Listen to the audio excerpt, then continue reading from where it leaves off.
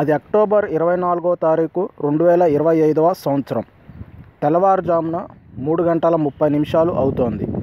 హైదరాబాద్ నుండి బెంగుళూరుకు 40 మంది ప్రయాణికులతో ఒక ప్రైవేట్ ట్రావెల్స్ బస్సు ప్రయాణిస్తోంది.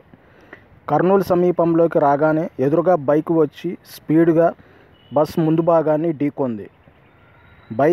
బస్ ముందు క్రింది భాగంలో ఇరుక్కుపోయింది.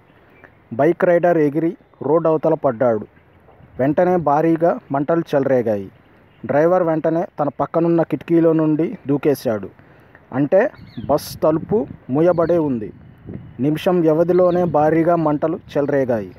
పొగ ఎంత దట్టంగా అలుముకుందంటే ఎదురుగా ఉన్న ప్రయాణికుడు ఇంకో ప్రయాణికుడికి కనపడలేదు. అది కష్టం మీద బస్సు వెనుక ఉండే ఎమర్జెన్సీ డోర్ను పగలగొట్టబోతే అది పగలకపోవడంతో 2 ప్రయాణికులు కిటికీని పగలగొట్టి అందులో నుండి దూకారు. 20 మంది మాత్రమే దూకగలిగారు. ఇంకో 20 మంది దూకేలోపే అగ్నికి ఆహుతయ్యారు. 15 అడుగుల ఎత్తు నుండి దూకేసరికి 20 మందిలో 12 మందికి కాళ్లకు తలకు గాయాలు అయ్యి కర్నూలు హాస్పిటల్లో చికిత్స పొందుతున్నారు. ఇలాంటి ఇన్ఫర్మేషన్ కోసం లైక్ అండ్ సబ్స్క్రైబ్.